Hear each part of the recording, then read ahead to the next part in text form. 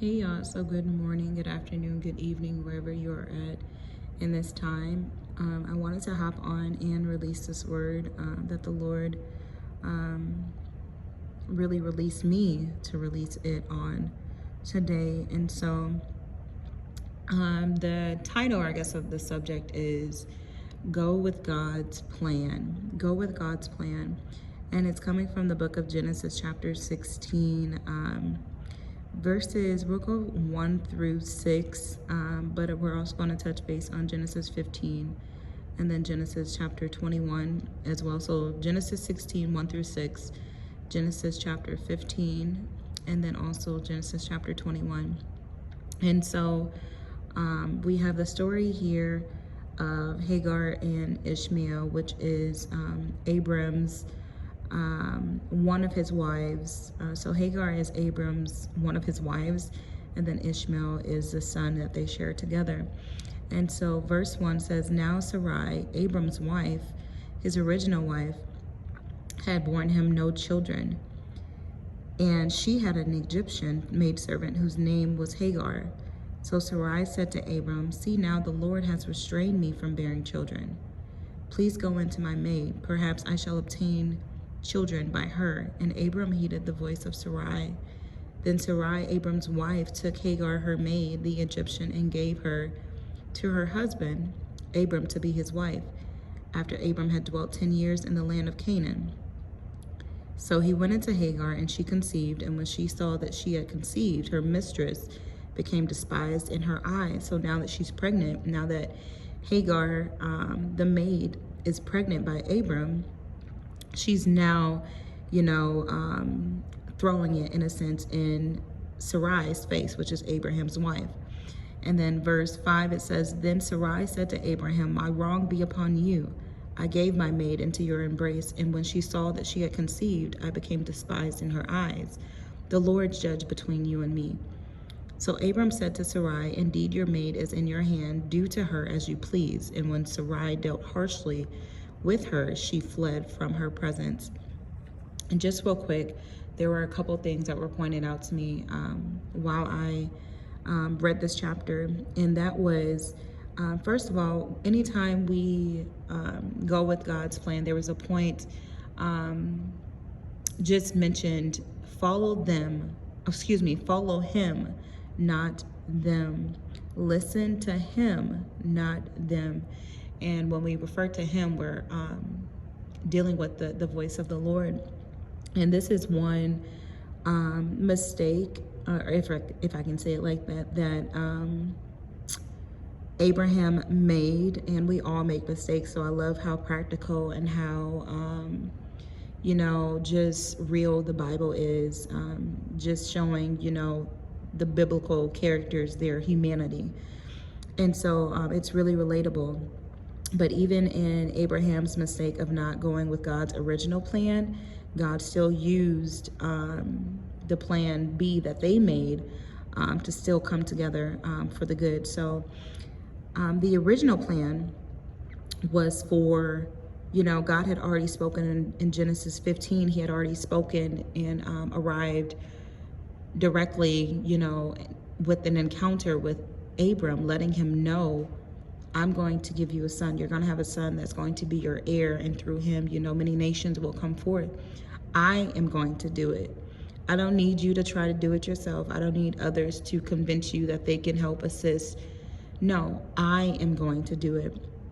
And so in verse 2 here, the latter portion of it, it says, where Sarai is telling, Abram, please go into my maid. Perhaps I shall obtain children by her.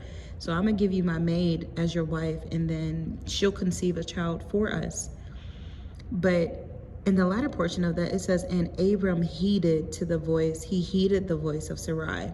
So instead of recalling God's voice and God's word and God's instructions, God's plan spoken directly to him, he took heed to the voice of his wife, Sarai.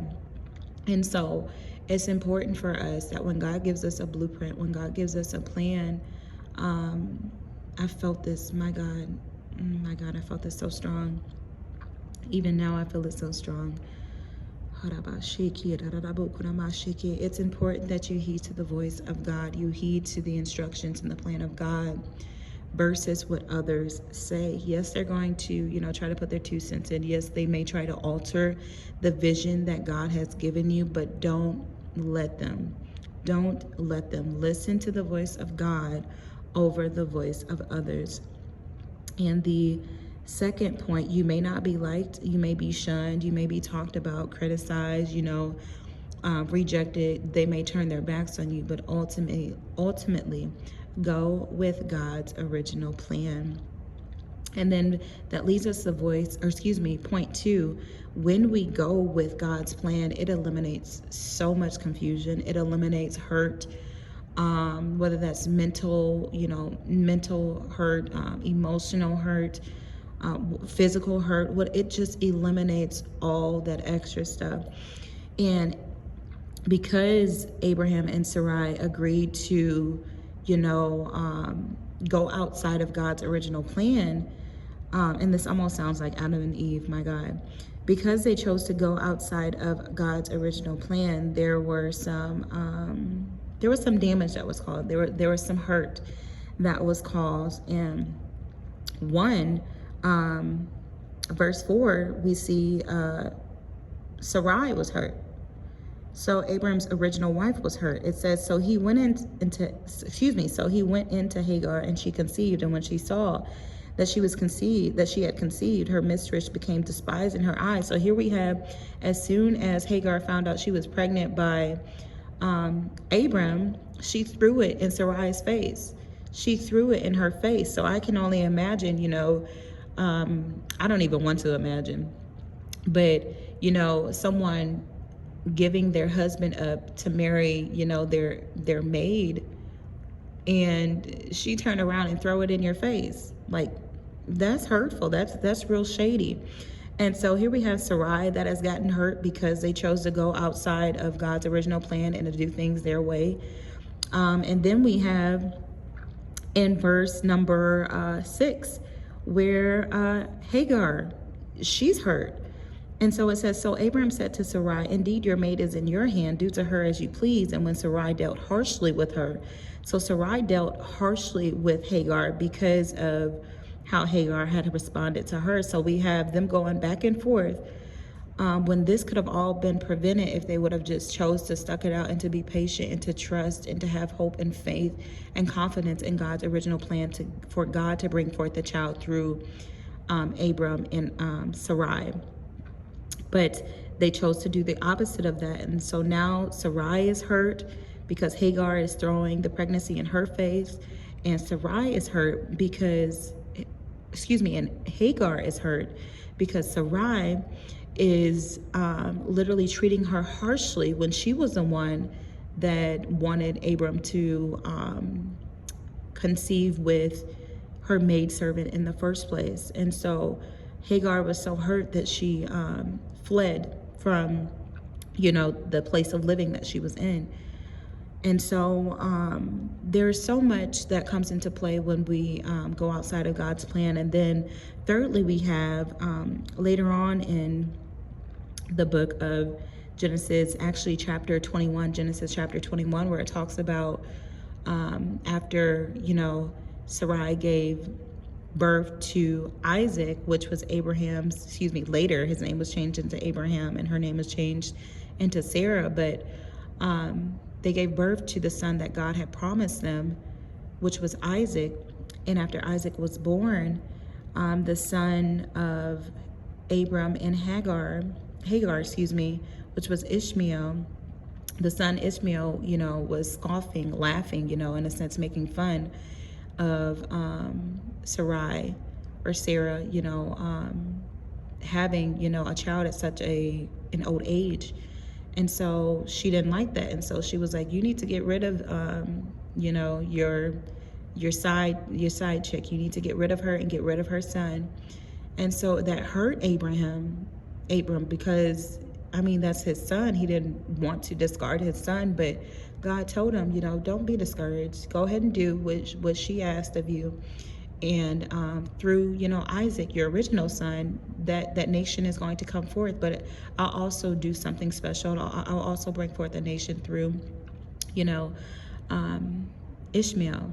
And so Abram had to part ways with his son. So in them not following the original order plan of the Lord,